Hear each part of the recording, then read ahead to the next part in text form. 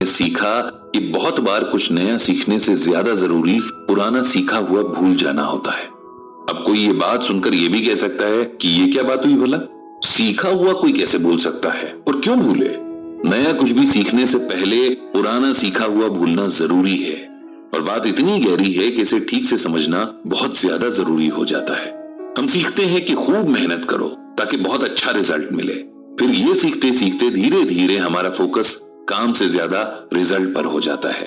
बच्चे दिन रात पढ़ते हैं ताकि अच्छे मार्क्स ला सकें। आप किसी भी बच्चे से पूछेंगे कि आप अपनी स्टडीज पर इतनी मेहनत क्यों करते हो, तो जवाब मिलेगा अच्छे मार्क्स के लिए। कोई बच्चा ये नहीं कहेगा कि वो नॉलेज के लिए पढ़ता है। ऐसे ही आप किसी वर्किंग प्रोफेशनल से पूछेंगे कि वो बिना छुट्टी लिए लगातार काम क्यों करता है, तो आंसर मिलेगा प्रमोशन के लिए। वो ये नहीं कहता कि ये उसकी ड्यूटी है। तो अनलर्निंग ऐसे ही शुरू होती है। अगर हम ये भूल जाएं कि हमें रिजल्ट के लिए नहीं बल्कि किसी काम के प्रोसेस को समझने, उसमें कुछ सीखने और एंजॉय करने के लिए उस काम को अच्छे से करना है, और पूरे डेडिकेशन के बाद भी रिजल्ट क्योंकि हमारे हाथ में नहीं है तो उसकी फिक्र नहीं करनी है, तो ये हमारी सबसे बड़ी लर्निंग होगी जिसे हमने कुछ सीखा हुआ भूल कर सीखा है। उसी तरह हम ये सीखते हुए बड़े होते हैं कि डेथ अननेचुरल है और उसका शोक मनाना चाहिए। सब लोग हर दिन एक डर में जीते हैं कि पता नहीं कब मौत आ जाए, जबकि ये तो लाइफ का सबसे बड़ा सच है। एक काउंटडाउन जो जन्म के साथ ही शुरू हो जाता है। जैसे एक बड़ा सच है कि हर दिन के बाद रात आएगी ही, तो क्या हम रात से डरते हैं? नहीं, क्योंकि हम इस सच को एक्सेप्ट कर लेते हैं और फिर इस फैक्ट के साथ कंफर्टेबल हो जाते हैं। अगर हम डेथ को भी लाइफ की तरह एक्सेप्ट कर लें तो फिर खुलकर जी सकते हैं। गीता ज्ञान सेशंस में पंडित जी का जोर इसी बात पर रहता है कि गीता ज्ञान को समझने और अपनाने के लिए हमें अपनी कंडीशनिंग की बहुत सारी बातों को अनलर्न करना पड़ेगा, क्योंकि पहले से भरा हुआ मन नई बातों के लिए जगह नहीं बना पाता, और अगर बना भी ले तो पुराने परसेप्शंस और नए ज्ञान के बीच हर रोज कॉन्फ्लिक्ट होते रहते हैं और फिर सब बेकार हो जाता है। अभी कुछ दिन पहले पंडित जी के नंबर पर एक कॉल आया था। ये कॉल उनका ब्लॉग रेगुलरली पढ़ने वाले रेडियो जॉकी सात्विक का था। सात्विक इससे पहले भी एक दो बार पंडित जी से फोन पर बात कर चुका था, क्योंकि वो चाहता था कि पंडित जी उसे थोड़ा टाइम दे दें और वो अपने रेडियो स्टेशन से एक लाइव फोन इन प्रोग्राम करना चाहता था, जिसमें पंडित जी लिसनर्स के गीता ज्ञान रिलेटेड क्वेश्चंस का उसी टाइम आंसर देते। सात्विक को खुद भी श्रीमद् भागवत गीता में गहरा इंटरेस्ट था और वो चाहता था कि और लोग भी गीता ज्ञान से जुड़ें। पंडित जी को भी ये आइडिया बहुत अच्छा लगा, लेकिन उनका शेड्यूल अगले कुछ महीनों के लिए इतना पैक्ड था कि इस प्रोग्राम के लिए कुछ वर्कआउट नहीं हो पा रहा था। ये प्रोग्राम बहुत सोच समझकर ऐसे टाइम में किया जाना जरूरी था जब ज्यादातर लोग रेडियो सुनते हैं। जैसे कि सुबह सुबह लोगों को ऑफिस भागने की जल्दी होती है और दिन भर सब अपने अपने कामों में बिजी होते हैं। इसीलिए ऐसा कोई टाइम जैसे कि संडे आफ्टरनून को इस प्रोग्राम के लिए फिक्स किया जाना जरूरी था, जिस पर सात्विक काम कर रहा था। लेकिन आज सात्विक का कॉल पंडित जी के पास किसी प्रोग्राम के रिगार्डिंग नहीं आया था।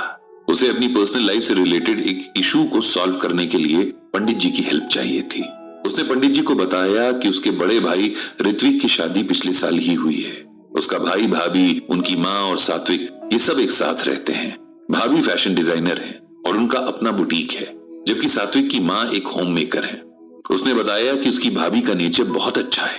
वो सबका बहुत ख्याल रखती हैं, खासकर मम्मी का, क्योंकि वो जानती है कि उन तीनों की तो घर से बाहर भी एक प्रोफेशनल लाइफ है, दोस्त है, लेकिन मम्मी दिन भर घर में अकेली ही रहती हैं और उनका सोशल सर्किल भी बहुत छोटा सा है।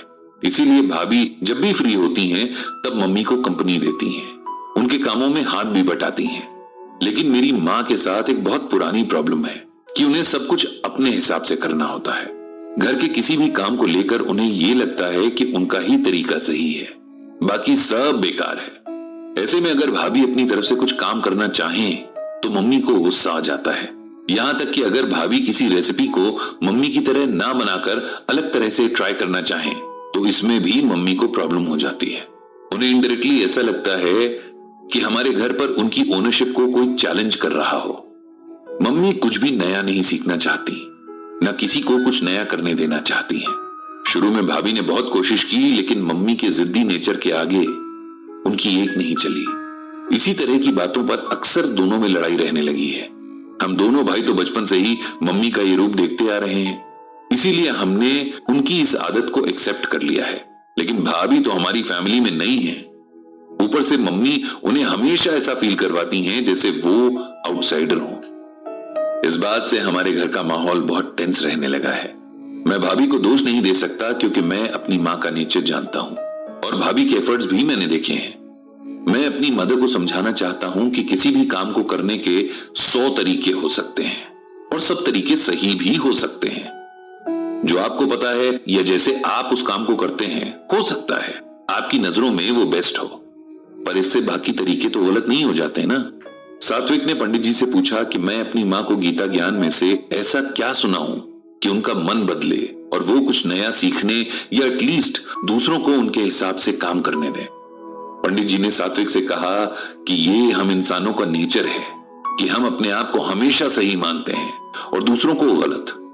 हम इस दुनिया की सबसे इंटेलिजेंट स्पीसीज होकर भी खुद को लिमिट्स में कैद कर लेते हैं। कई बार हमारा ईगो भी हमें कुछ नया सीखने से रोक लेता है। गीता में भगवान श्री कृष्ण ने कहा है, दंभो दर्पो अभिमानश्च क्रोधः पारुष्यमेव च अज्ञानम च अभिजातस्य पार्थ संपदम मासुरीम। यहां भगवान श्री कृष्ण अर्जुन से कहते हैं कि हे अर्जुन, पाखंड, घमंड, अभिमान, क्रोध, निष्ठुरता और अज्ञानता, ये सभी आसुरी स्वभाव को लेकर उत्पन्न हुए मनुष्य के लक्षण हैं। इसे सिंपल वर्ड्स में अगर हम समझें तो इसका मतलब ये है कि अहंकार यानी ईगो रखने वाले, खुद को सबसे ऊपर समझने वाले, हठ मतलब जिद पर अड़े रहने वाले, घमंड करने वाले और गुस्से का सहारा लेने वाले मनुष्य अपने और दूसरों के शरीर में रहने वाले मुझ पर आत्मा के साथ द्वेष करते हैं। मतलब ऐसे लोग इस सच को नहीं समझते कि मैं हर किसी में हूं, और दूसरों के साथ जिद करना या घमंड करना इस बात को ना समझना है कि सब मेरा ही अंश है। ऐसे लोगों के अंदर आसुरी यानी बुरे गुण पैदाइशी होते हैं। पंडित जी ने सात्विक से आगे कहा कि वो एकदम से अपनी मम्मी का नेचर नहीं बदल सकता क्योंकि ये उनकी जिंदगी भर के संस्कार हैं। इसीलिए उसे धीरे धीरे उन्हें सही रास्ते की तरफ लाना होगा और उसके लिए उन्हें गीता पढ़ने और समझने को कहना होगा। जैसे जैसे उन्हें आत्मा और परमात्मा का रिलेशन समझ आएगा, वे अपने में और दूसरों में फर्क करना बंद कर देंगी। तब तक आप सबको उनके साथ बहुत पेशेंस और आराम से पेश आना होगा। सात्विक ने कहा कि वो गीता ज्ञान के अगले सेशन में अपनी मां को लेकर जरूर आएगा। पंडित जी ने भगवान श्री कृष्ण से सबको सद्बुद्धि देने की प्रार्थना